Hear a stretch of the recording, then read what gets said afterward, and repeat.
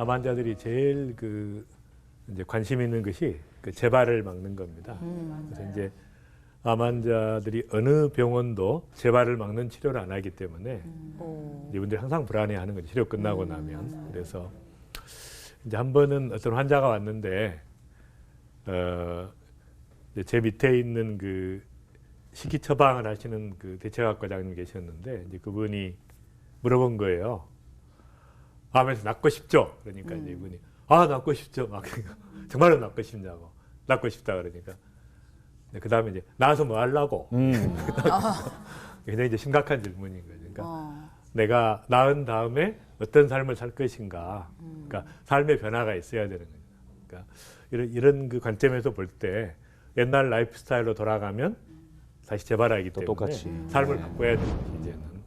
그래서 이제 그런 자료들을 좀 보시면 이 일본에서 하와이로 이주한 분들의 그 암 발생률을 보면 이 위암의 경우에 일본에 있던 사람들은 높은데 이민한 1세가 떨어지죠. 네.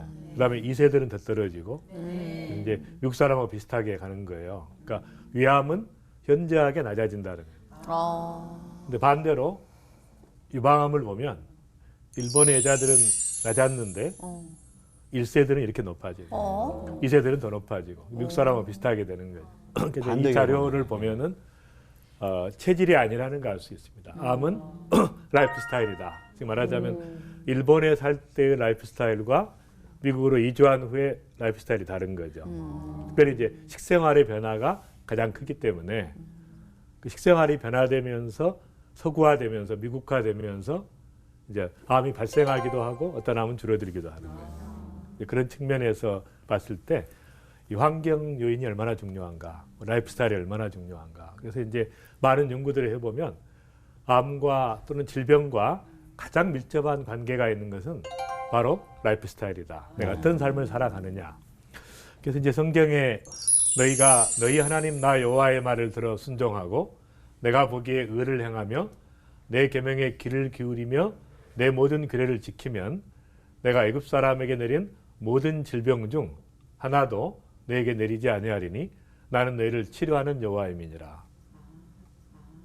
하나님께서 무병의 삶을 약속하셨는데 그 비결이 뭐예요? 하나님의 말씀을 잘 듣고 순종하면, 그러니까 청종과 순종이에요. 그러니까 순종이라는 건 뭐예요? 하나님께서 말씀하신 성경적인 삶을 그대로 살아가면 무병의 삶을 약속하겠다는 거예요. 그래서 이제 라이프 스타일이 핵심이라는 걸 알 수가 있고, 그 다음에 성경 구절을 봐도 내 아들아 내 말에 주의하며 내가 말하는 것에 내 귀를 기울이라. 그것을 내 눈에서 떠나지 말며 내 마음속에 지키라. 그것을 얻는 자에게 생명이 되며 그의 온 육체의 건강이 됩니다. 마찬가지 하나님께서 말씀하신 것들을 진리의 말씀을 그대로 사는 삶을 살면, 라이프 스타일을 살면 온 몸의 건강이 되겠다는 것이죠. 그래서 라이프 스타일이 곧 건강이라는 것을 알 수가 있습니다. 그래서 여러분 그 요한복음 5장에서 그 38년 된 환자를 향해서 예수님께서 뭐라 그러죠? 네가 낫고자 하느냐. 그러니까 정말 원하느냐는 거예요. 간절히 원하느냐. 그래서 이제 나중에 고쳐주신 다음에 다시는 죄를 범하지 말라. 그렇죠. 굉장히 중요한 것입니다. 말하자면 옛날의 라이프 스타일로 돌아가지 말아야 된다는 것입니다. 그것이 이제 건강의 비결인데, 제가 이제 특별히 그 암에 대해서는 너무 많은 암 환자들이 아까 말씀드린 것처럼 이제 고통을 받는 거죠. 그래서 이제 심은도록 거두는 잘못된 라이프 스타일의 열매를 저희가 맺은 것이에요, 사실은. 그러나 이제 이미 지나간 일이고 하나님 안에서 다시 회복해야 되는데 이분들의 고민이 있는 것입니다. 이분은 이제 대장암 2기 진단을 받고 항암제 12회 중 8번까지 진행한 상태인데 다 망가진 거예요. 너무 고통스러워가지고 항암제를 못 맞겠다고 이제 찾아온 것입니다. 의사가 그러더래요. 도저히 못 맞겠다 그랬더니 다른 방법이 없으니까 면역 촉진제를 넣어서 그 쉽게 말하면 이제 백혈구를 올려가지고 막 맞자는 거예요. 이제 설사하고 막 도저히 못 맞겠다고 하는데도 계속 하라고 이야기하니까 이분이 너무 이제 상처를 받아가지고 찾아온 거예요.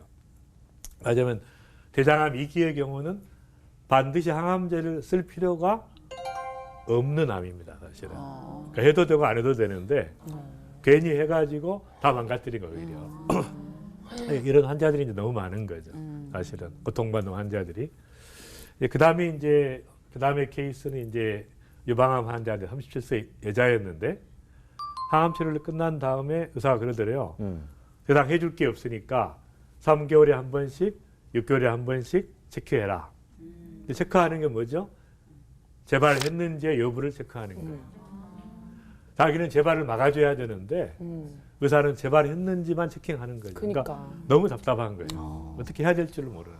그 공포 속에 몸부림치다가 이제 찾아오신 분인데 이런 식으로 이제 어떤 암의 재발을 막는 치료들을 이야기해주지 않습니다.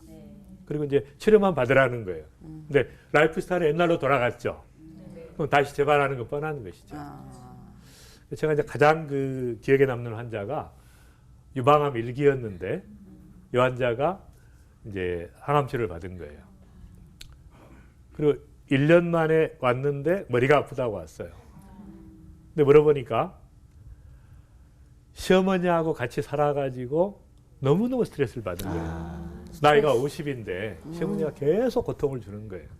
그래서 암에 걸렸는데 암에 걸린 다음에 이제 치료를 받고 이럴 때는 좀 도와주더래요, 시어머니가. 근데 딱 또 치료가 끝나고 나니까 막 야단을 치고 또 꾀병을 부린다 그러고 계속 스트레스를 주는 거예요. 제가 그 얘기를 듣고 나서 큰일 났다 생각한 거예요. 빨리 환경을 바꿔야지. 옛날에 스트레스를 받았던 그 상황으로 돌아가면 뻔하게 재발하는 거죠. 맞아. 그래서 제가 이제 빨리 바꿔라 그랬어요. 남편한테 전화를 해가지고 딴 사람이 시어머니를 모시든지 독립해서 살든지 빨리 결정해라. 큰일 났다고. 그러니까. 이야기를 했어요. 살고 봐야지 일단은. 그러니까.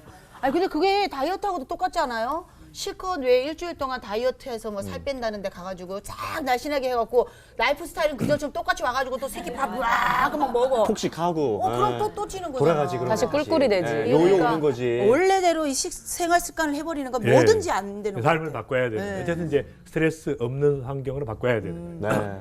근데 이제 나중에 보니까 뇌까지 전이가 돼요. 어떡해.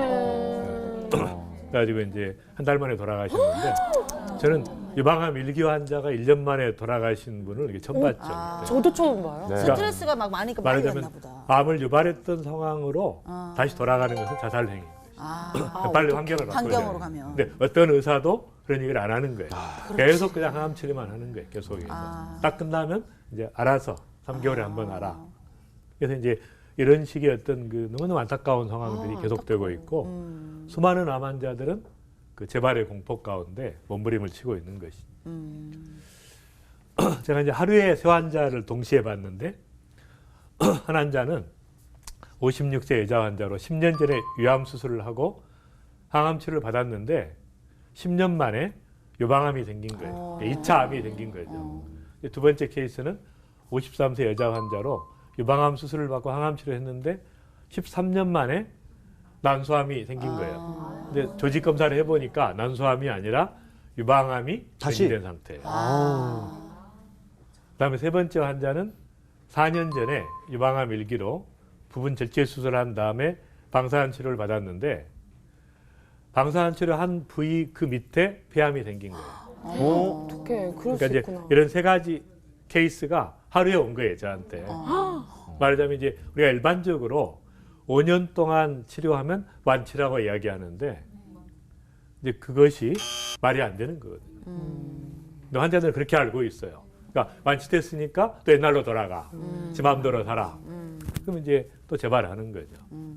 그러니까 5년의 그런 환상에서 벗어나야 된다. 그다음에 이 환자는 또 방사선 치료가 일반적으로 부작용이 없다고 이야기하죠. 그래서 치료를 하는데 사실은 방사선 자체가 암을 유발시키는 거잖아요. 그러니까 암을 치료하기 위해서 또 독을 없애기 위해서 독을 쓴 거죠. 그러니까 방사선 치료한 그 부위에 폐암, 더 무서운 폐암이 생긴 거예요. 면역이 떨어져서. 그래서 이제 이런 케이스를 제가 보면서 일반적으로 우리가 이야기하는 그 암 환자들을 관리할 때 또 암이 이미 걸린 상태에서 재발의 문제에 고민할 때 중요한 것은 삶을 바꿔주라는 거죠. 이분이 이제 굉장히 특이한 분인데 이제 그 선교사님 중에 한 분이신데요. 이분은 그 암종이 있고 육종이 있어요. 그러니까 뼈에나 이 피부에 그 살갗 그 일종의 근육에 생긴 거죠. 그러니까 피부 안쪽에 생긴 그걸 육종이라 그래요. 암종하고 좀 다른데, 근데 이제 이것에 걸려가지고 이제 치료를 받았는데 재발을 한 거예요. 그래서 온몸에 퍼졌다 그랬는데 이분이 이제 딱 환경을 바꾼 거예요. 그래서 어느 강원도 산골에 가서 어느 폐가를 사가지고 거기 이제 아둘람불이라고 이름하고 거기서 이제 지내면서 안식을 누리고 자연을 누리고 또 기도하면서 이렇게 딱 지냈는데 암이 세상 진행이 안 되더래요. 그래서 이제 다른 암 환자들이 모여가지고 같이 거기서 이제 생활을 한 거죠.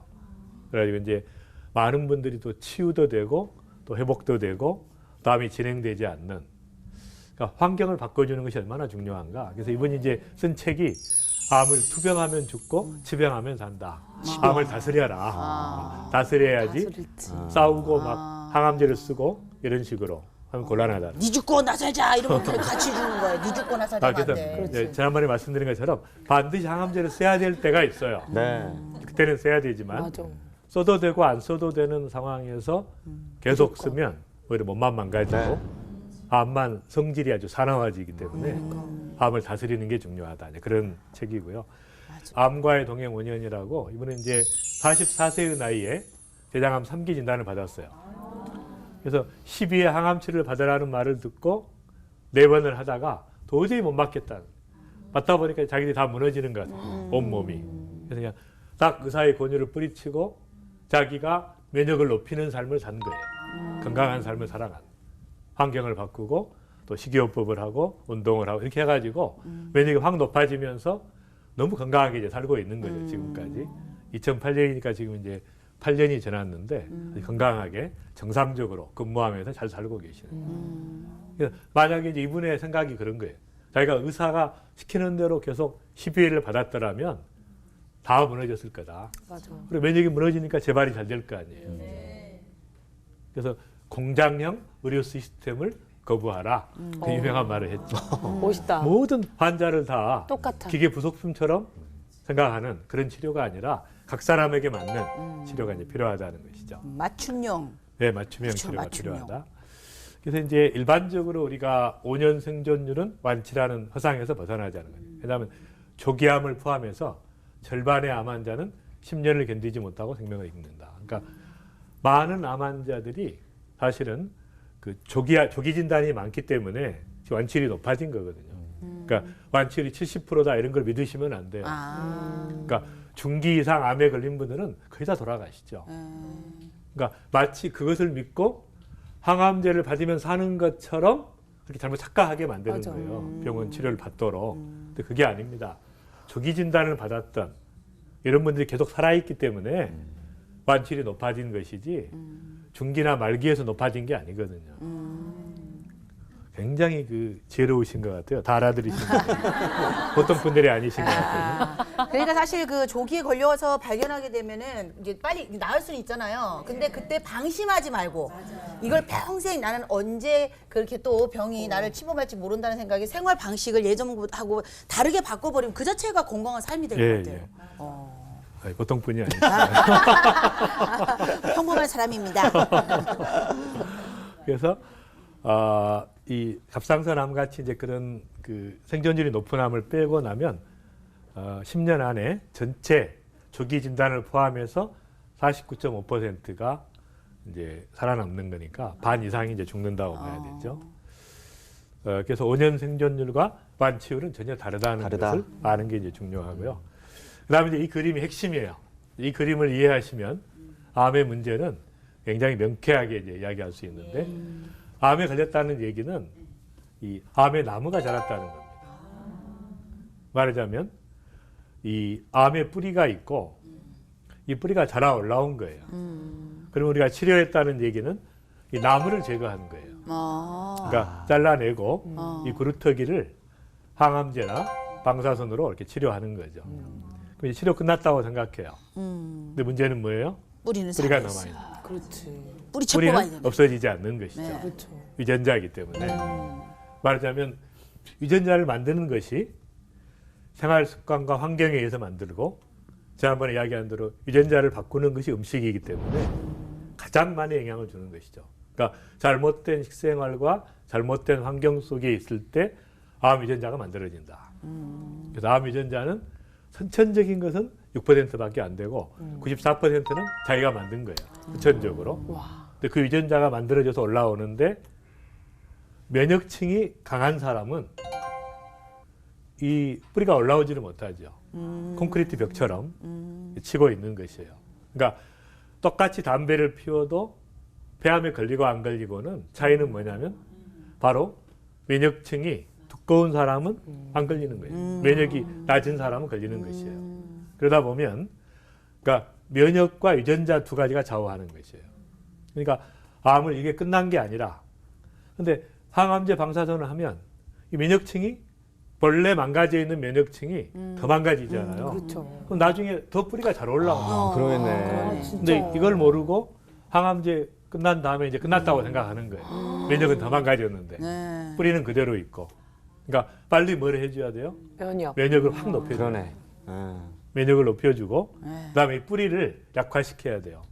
이 유전자를 약화시킬 수가 있어요. 아까 말한 식생활을 바꾸고 환경을 바꾸고 이렇게 하면서 뿌리를 약화시키는 게 필요하죠. 그래서 이제 이 그림을 잘 이해하면 우리가 암에 걸리지도 않고 또 걸려도 재발을 막을 수가 있는 거죠. 그러니까 여러분이 안 걸리려면 어떻게 해야 돼요? 뿌리를 약화시키고 면역층을 두텁게 하는 강화시켜야 거예요. 된다. 암에 걸렸던 분은 더 중요하죠. 그러네요. 절박한. 한번 구멍 난 데가 또 계속 구멍 나거든. 그렇잖아요. 아예 구멍이 안 나게 만들어야 되는데 난 데는 또 나게 되기 때문에 철두철미하게 막아야 돼. 스타킹이에요? 그래서 지난번에 배웠던 대로 그 먹거리 혁명 때 우리가 배운 대로 음식 유전자를 바꾼다. 그래서 먹는 영양소에 따라서 영양에 따라서 또 시기에 따라서 우리 몸을 만들어지기 때문에 어떻게 이 음식을 건강한 음식으로 바꿔주느냐 굉장히 이제 중요한 것이고 그다음에 이제 암세포는 그 미친 세포예요. 말하자면 정상적인 세포는 자라서 성장하고 분열하고 성장하다가 죽는데 네. 암세포는 계속 자라는 거예요. 안 죽는구나. 미친 듯이 자라는 거예요. 네, 미쳤네. 자기가 자라면서 남을 파괴시키는 거예요. 근데 나빴다. 자기가 살려면 자기가 멈춰야 돼요. 자기도 살고 암도 살고 나도 사는 거죠. 사람도 사는 거예요. 근데 암이 자기가 성장 속도를 조절하지 못해요. 계속 그냥 자라면서 다 파괴시키는 거예요. 자기 몸까지 파괴시키는 거예요. 이런 식으로. 근데 이것이 유전자에 돌연변이가 발생해서 생기는 유전자 질환입니다. 그래서 유전자를 약화시키는 게 중요하고 그다음에 이제 암이 유발해서 촉진되어서 진행하는 단계가 있어요. 그래서 암을 유발하는 단계는 아까 말한 것처럼 나쁜 자극이죠. 근데 식사 중에도 이제 인스턴트 식품이라든지 육식이라든지 나쁜 것들이 들어가면서 이제 자극을 시키고 그다음에 이것들이 이제 자라게 만드는데 결정적인 순간에 이제 암이 진행되게 만드는 것은 스트레스입니다. 그러니까 암이 있어도 스트레스가 없는 경우는 이제 충분히 막을 수 있는 것이죠. 네, 이제 우리가 정상적으로는 암에 걸리는 게 기적입니다. 네? 정상적인 면역 상태에서는 암에 걸리는 게 기적이에요. 절대 걸릴 수가 없어요. 근데 면역 체계가 혼란에 빠질 때 암에 걸리는 것이죠. 그러니까 암이 생기면 우리 몸은 바로 이제 경찰을 동원해 가지고 마이크로파지 이 경찰이 암을 공격하게 되죠. 배지를 딱 달고 네. 나타나네요. 그래도 암의 세력이 세면 네. 상부사령관이 이제 헬퍼 T 세포인데 좀더 세. 보고를 해요. 네, 보고하고. 보고를 해가지고 동원을 하죠. 사이토카인을 분비하고 그래도 약하면 이제 킬러 T 세포라는 걸 활성화시켜요. 이야, 특공대 킬러, 암을 킬러. 죽이는 우리 몸에 특공대, 다 있다는 특수부대. 거죠. 예, 특수부대. 다 활성화시켜서 수많은 것들을 동원해가지고 소탕하기 때문에 네. 정상적인 면역 체계에서는 암에 걸리는 게 기적이에요. 근데 이제 면역이 혼란 상태에 빠지는 거죠. 아까 말한 불규칙적인 삶을 살거나 스트레스를 받아가지고 이 면역 체계가 아군인지 적군인지 구별을 못해요. 아이고. 그러니까 자라게 놔두는 거예요. 아. 그래서 이 면역 체계가 굉장히 중요한 것이고요. 그래서 이제 암에 그 재발되지 않는 레시피는 뭔가? 암세포가 말하자면 암의 재발을 막는 전이를 차단하고 암 자체의 세력을 약화시키고 면역력을 높이는 것이 암을 재발을 막는 중요한 요소고요. 그래서 이제 암세포가 성장하려면 암 유전자가 쉽게 말하면 그 변이가 일어나 가지고 자라게 되니까 이걸 막으려면 암 유전자를 약화시켜야 돼요. 반면에 종양 억제 유전자가 강하면은 암 유전자가 있어도 작동을 못 합니다. 그러니까 종양 억제 유전자를 활성화시켜야 돼. 네. 이게 약화되면 그러니까 암 유전자가 있고 종양 억제 유전자가 약화되면 그때 암이 생기는 거예요. 그런데 암 유전자의 돌연변이는 바꿀 수가 없어요. 네. 근데 종양 억제 유전자가 기능을 상실한 것은 회복이 가능합니다. 그러니까 아까 말한 식생활을 통해서 영양을 통해서 바꿀 수 있다는 게 바로 이거예요. 이걸 활성화시키면은 이미 유전자가 있어도 작동이 안 되게 되는 것이죠. 이제 그런 걸 제가 개발해서 또 이제 그 식품을 내기도 했는데 암 치료 후에 사실은 면역력이 굉장히 그 빈곤한 상태예요. 말하자면 림프절을 제거하기 때문에 림프절은 사실은 암을 막는 장치거든요. 근데 그걸 제거해 버리는 거예요. 수술하면서. 그다음에 방사선 치료를 하면 면역력이 파괴되고 항암제를 쓰면 면역력이 저하되니까 대부분의 암 환자들은 치료 후에 면역 빈곤 상태에 있어요. 그러니까 빨리 그걸 강화시켜 주는 게 중요한 것이죠. 그래서 첫 번째는 이제 치유 환경으로 바꿔라는 거예요. 암의 세력을 무력화시키려면 환경을 바꿔줘라는 것입니다. 그래서 자연 환경과 가정 환경과 직장 환경. 이건 무슨 말이냐면 직장 생활에서 스트레스 때문에 암에 걸렸으면 직장을 쉬라는 거예요. 잠깐. 근데 직장이 너무 즐거운 사람은 다니라는 거예요. 이런 식으로 이제 하고요. 생활 환경도 바꿔주라는 거예요. 그래서 정말 스트레스를 받지 않고 즐겁게 일할 수 있는 환경으로 또 나를 서포트해주는 좋은 사람들이 있어야 돼요. 주변에 환경을 바꿔줘라. 두 번째는 암의 보급선을 차단하라는 거예요.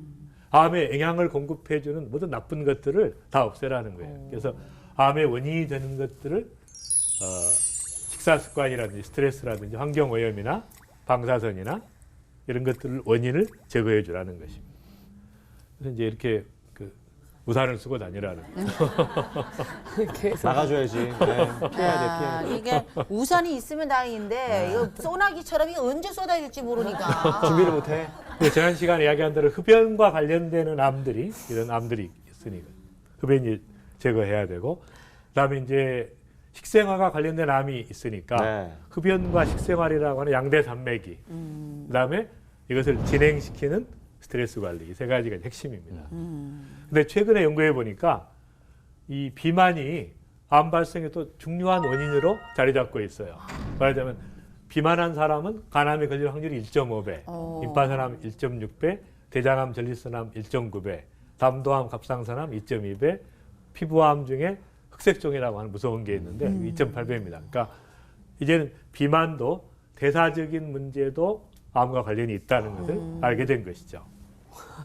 그다음에 이제 여기는 없어요. 괜찮아요. 여기는 괜찮아요. 그다음에 이제 더 중요한 것은 20대, 30대 여성의 비율이 매우 높은 거예요. 암 발생에서. 그래서 갑상선암은 27%고 유방암은 18%, 자궁암 17%, 위암은 12%예요. 근데 이렇게 20대, 30대 여성들이 암에 많이 걸리는 이유가 이제 그분들의 성격 유형이 있어요. 성격? 그러니까 말하자면 마음에 있는 것을 잘 털어놓는 사람들은 암에 잘 안 걸리는 거예요. 안 걸려. 계속 가지고 있는 담는 사람. 사람들. 뒷거리는 암에 잘 사람들. 걸리는 꽁해 그냥. 근데 점점 어려워지네. 거기에다가 스트레스까지 지독하게 받으면 되게 이제 최악. 암에 걸리게 돼요. 아니 근데 주로요 스트레스를 받는 애들이 저렇게 말을 또 안 해. 혼자 싸매고 있잖아요. 그러니까. 킁킁 싸매고 있고. 남 얘기 아니죠. 아니에요. 건강하게 해소하고 있습니다.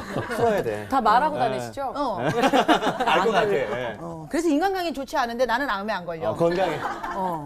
그래서 발산의 출구가 없는 것이에요. 이분들이 그렇게 삶을 살면 발산할 수 있는 게 있어야 되는데 그렇죠. 이게 없는 거예요. 네. 그래서 이제 젊은 여성들도 특히 우리 자녀들 중에 젊은 그 자매들 네. 조심해야 돼요. 방심해서는 안 되겠네요. 좀. 오, 그니까. 그다음에 이제 그 이렇게 35세 미만이 암에 걸리면 생존율이 유방암 같은 경우에 훨씬 낮죠. 83%인데 이건 70%니까 5년 생존율이. 이렇게 보면은 나이가 젊었을 때 암에 걸리면 면역이 강함에도 불구하고 뚫고 나왔기 때문에 암의 성질이 안 좋은 거예요. 더 사나운 예, 암세포였구나. 예. 사나운 거예요. 예. 암세포도 젊은 거네, 그러니까. 젊으니까 그런 다루기 표현으로 또 힘든 거야. 그러네. 그다음에 이제 중요한 것이 신체를 활성화시켜라는 거예요. 신체를. 그러니까 움직여줘야 된다.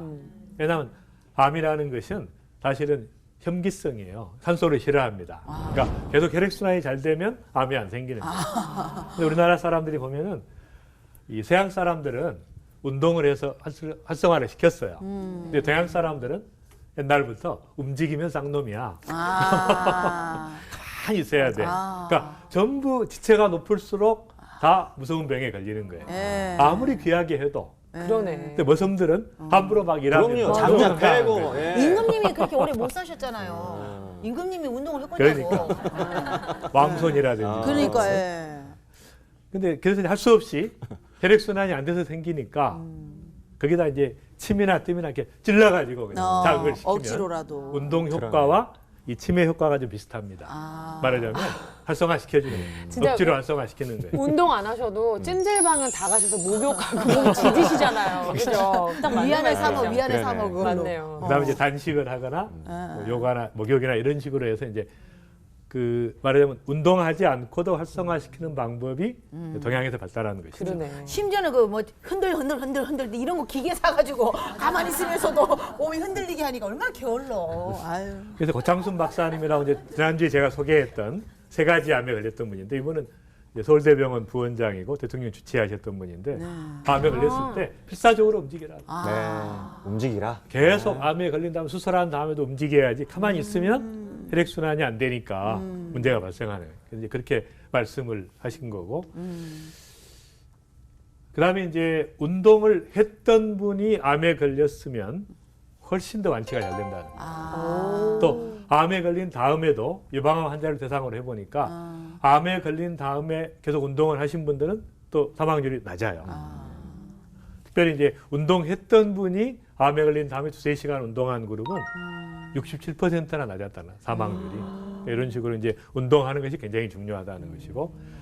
그다음에 이제 핵심은 영양석공제를 투입하라는 것이죠. 왜냐하면 그냥 식생활만 바꿔가지고는 어려운 거예요. 무슨 말이냐면 예방할 때는 그게 되지만 이미 암이 있고 면역이 떨어져 있을 때는 집중적으로 면역을 높이는 식생활을 하고 그다음에 이제 특별하게 면역을 높이는 성분들을 영양 면역이죠.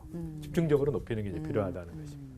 그래서 이제 많은 환자들이 이제 그런 걸 알지 못하기 때문에 사실 말하면 이제 그 제대로 알지 못하니까 수많은 그 돈을 써요. 너무 많은 돈을 이렇게 쓰고 있는데 그런 방식이 아니라 정말 이제 합리적이고 암을 막을 수 있는 방식으로 가는 게 이제 중요하죠. 그래서 이제 제가 먹거리 혁명 때 이야기했던 것처럼 이제 하나님께서 주신 온 지면에 씨 맺는 채소와 씨 가진 열매 맺는 나무를 너에게 주노라. 그래서 바로 하나님께서 숨겨놓으신 비밀 병기가 있다는 거예요. 아하. 온 자연 속에 바로 그것을 이제 드시라는 것이고 네. 그다음에 이제 요한계시록에 있는 것처럼 그 잎사귀들은 만국을 치료하기 위해 있더라. 그러니까 만약 잎사귀 가운데 치료하는 성분을 숨겨놓으셨다는 거예요. 그래서 하나님께서 파이토케미칼이라고 하는 모든 자연 속에 암을 치료하고 예방하는 비밀 병기를 숨겨놓았다는 거예요. 그래서 저희들이 이제 실험을 해보니까 이런 그 이제 셀푸드라는 수십 가지의 그 살아있는 것들을 공급하는 거. 화이트 칼라. 네, 그다음에 이제 휴젠 푸드라고 유전자를 회복시키는 성분들을 모아가지고 또 이제 그 실험을 해보고 연구를 해보고 그다음에 이제 면역을 높이는 것들을 전부 모아가지고 연구를 해보니까 이제 엄청난 효과가 있는 것이에요.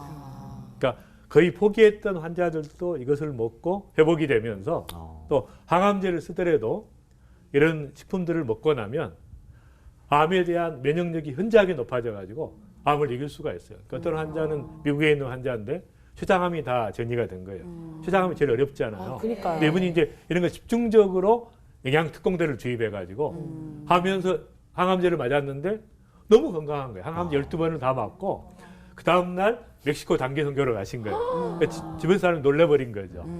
그리고 췌장암이 항암제 거의 효과가 없는 암인데 거의 다 사라진 거예요. 어떻게 그러지? 항암제만 가지고는 안 되는데 특공대 때문에. 영양 특공대를 주입하니까 특공대가. 그러니까 하나님께서 우리에게 예비해 놓으신 이게 너무 중요한 거죠. 그다음에 이제 면역의 계단을 만드는 것이죠. 그래서 이제 면역을 높이는 삶을 사는데 잠을 잘 자는 게 중요하고 그다음에 건강한 식생활, 운동, 일과 휴식. 그래서 이런 기본적인 삶을 통해서 면역을 높여주는. 그러니까 잠만 못 자도 굉장히 면역이 떨어집니다.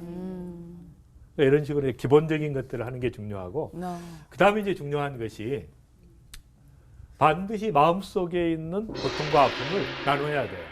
그러니까 마음속에 있는 그 맺힌 것들, 한 맺힌 거, 용서하지 못하는 거, 분노 이것들을 계속 가지고 있으면 안 되고 반드시 치료하는 그룹이 있어야 돼. 치유적 공동체에 속해 있어야 돼. 치료는 혼자 하는 것이 아니라 같이 되어지는 것이에요. 그래서 나눔의 과정, 고백의 과정 가운데 치료가 이루어져요. 실제로 이런 걸 해보니까 나누는 환자는 2배의 치료 효과가 있습니다. 그러니까 마음속에 있는 걸 나누면서 회복이 되고 자기 관리가 되고 자긍심이 회복이 되고 내면의 문제가 해결되면서 대인관계가 좋아지고 또 의료진에 대한 신뢰가 높아지고 또 내면의 문제로 스트레스를 받아 분비하던 나쁜 호르몬들이 감소하는 스트레스 호르몬들이 그다음에 또 면역계로 인해서 문제가 되는데 면역이 높아지는 거예요. NK 세포가 활성화됩니다. 그러니까 이런 효과들이 있기 때문에 반드시 암 환우들은 어떤 사람에게 내가 터놓았을 때 나를 정죄하지 않고 다 받아줄 수 있는 사람이 있어야 돼요. 그 그룹이 있어야 돼요. 실제 저희 교회에서도 그 유방암 환자가 있어요. 다 같이 그 환자를 위해 기도하고 했을 때 내 문제처럼 와닿아지니까 그분도 병원 갈 때 힘이 나고 또 하나님과 더 가까워지는 기분 때문에 정말 완치됐거든요. 네, 이런 말씀이신 것 같아요. 그리고 사실 암에 안 걸려도 평소에 우리는요 이미 치유를 하고 있어요. 어떻게? 여자들이 한 3-4명 모셔가지고 점심 수다? 먹고 커피 있는 얘기 먹으면서 없는 얘기 다 그냥 우리 끄집어내고. 여자들이 대한민국 수명이 긴 이유가 거기에 있다고. 그러네. 이 점심과 티타임. 맞죠? 근데 이제 수다를 할 때 건강한 수다를 할 때는 치유가 되는데 나쁜 얘기를 많이 뒷담화. 하면 아니 오히려 나는 스트레스가 스트레스에 오히려. 그래. 그래서 정말로 건강한 대화 또 나를 그 정죄하지 않을 수 있는 그래요. 건강한 사람들 아슬아슬해 지금. 선 타고 있어 지금. 긍정적인 거예요. 그래서 이제 성경에 보면 서로 사랑하라고 하는 게 저는 이제 그렇게 해석합니다. 정말 사랑하는 공동체가 필요하다는 거예요. 대한 공동체가 필요한 거예요. 네. 세상 속에서 정말 사랑하고 섬기면서 나눌 수 있는. 맞아. 또 야고보서에 보면 너희 죄를 서로 고하며 병이 낫기를 위해서 서로 기도하라. 그러니까 서로 고백하면서 기도할 때 놀라운 효과가 있다는 것이죠. 그래서 이제 이 성경이 얼마나 진리인가 저는 딱 이런 걸 보면서 암 환자 보면서 감탄을 하는 거죠. 그러니까 보통 사람이 진리라고 생각하는 것하고 좀 차원이 다릅니다. 막 무릎을 치는 거예요. 정말 이대로 하는 게 너무 중요해요. 그래서 암 환우들이 이렇게 고백을 하고 같이 기도하고 하면서 많은 분들이 회복이 돼요. 그 다음에 이제 중요한 게 감사하라는 거예요. 범사에 감사하라. 말하자면 최상의 스트레스 해소책은 감사하는 것이에요. 그러니까 과거에 어떤 상처가 있었든지 감사해버리면 그걸로 끝납니다. 나의 약함을 인해서 감사하고 나에게 상처 준 사람, 그 사람 때문에 내가 성장할 수 있었음에 감사하고 주님을 향한 또 간절한 가난한 심령을 주신 거 감사하고 그러니까 모든 범사에 감사하는 또 암에 걸렸지만 이걸 통해서 하나님께서 역사하실 줄 믿고 감사하고 이제 그런 감사하는 마음. 그래서 최고의 안식은 감사에 젖어 사는 삶. 네, 암에 걸렸기 때문에 오히려 더 가능한 거예요. 더 절박해지기 때문에 주님께 집중할 수가 있는 것이죠. 그래서 이 범사에 감사하다 보면 아까 지난번에 잠깐 말씀드렸는데요. 디톡스 현상이 일어나요. 나쁜 것들이 독소들이 빠지는 빠져나가고. 디톡스. 그다음에 진짜 안식을 누리게 되고 면역도 높아지니까 감사의 삶이 이제 너무 중요하고. 레몬 디톡스보다 감사 디톡스가 낫네요. 그러니까 돈도 안 들고 공짜인데다가. 근데 진짜요? 여자들은 디톡스보다 보톡스를 더 원하는 아, 진짜 그거 아슬아슬해. 걸러들어. 야, 근데 감사하는 습관을 들이다 보니까요. 진짜 왜 이렇게 안 좋은 일이 벌어지면은 이건 내가 다음에 조심하라라는 아마 뜻인 것 같다. 그렇게 받아들이니까 불평하기보다는 감사하게 되니까 진짜 삶이 풍요로워지는 것 같아요. 되게 감사해요. 감사하죠. 아유, 그럼요. 이제 이 환자는 림프족이라는 이제 네. 그 암에 걸려서 치료를 받았는데 이제 심해지면 이제 조혈모 세포 이식까지 하면서 고용량 항암제를 맞습니다. 그러니까 다 몸이 파괴되는 거예요. 근데 마지막까지 이 환자는 뭘 붙잡았냐면 면역을 높이는 치료를 계속 받은 거예요. 계속 이제 면역을 높이는 걸 먹고 또 주사도 맞고 하면서 완전히 그러니까 의사가 하라고 하든 말든 계속 면역을 높인 거예요. 나중에 보니까 묵인실에 들어갔던 암 환자들 다 죽고 자기만 살았어요. 그래서 이제 12년이 지났는데 15년이. 그러니까 이제 이 환자의 경우에 무슨 말이냐면 그러니까 이 병원에서 계속 오라 그러더라고요. 신기하다고. 케이스 스타디라고. 네. 근데 병원에서 어떻게 생각해요? 시키는 대로 항암제를 맞아서 산 줄 알아. 살아남은 사람들은 뭐예요? 다 필사적으로 면역을 높인 거예요. 면역 관리를 해서 살아남았는데 의사들은 항암제에서 사는 줄 알고 너무 안타까운 거죠. 그런 측면들이 있고 그래서 반드시 우리가 면역 관리를 해야 될 케이스가 있습니다. 말하자면 수술 직후에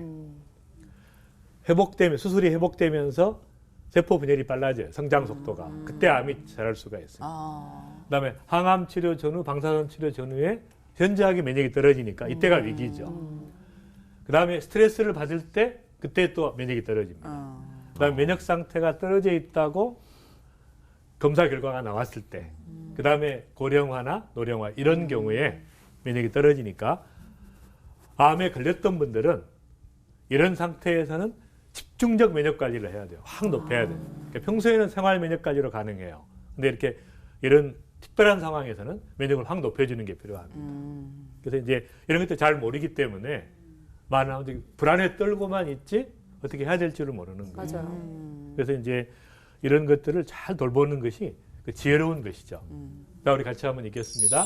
너희 중에 누구든지 지혜가 부족하거든 모든 사람에게 후히 주시고 꾸짖지 아니하시는 하나님께 구하라. 그리하면 주시리라. 그러니까 암은 중요한 것입니다. 완치되는 병이 아니기 때문에 의사의 말만 100% 믿고 따르면 안 된다는 것이죠. 보장해주지 않습니다. 그대로 한다 그래서 반드시 하나님께 지혜를 구해야 돼요. 그래서 내가 스스로 관리해야 돼. 그래서 가장 좋은 것들을 정보들을 자기가 모아서 관리할 필요가 있는 것이죠.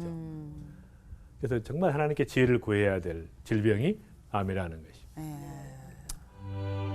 여러분 암으로부터 자유롭고 또 암에 걸렸더라도 암의 재발로부터 자유로운 그런 삶을 사시기 바랍니다. 감사합니다.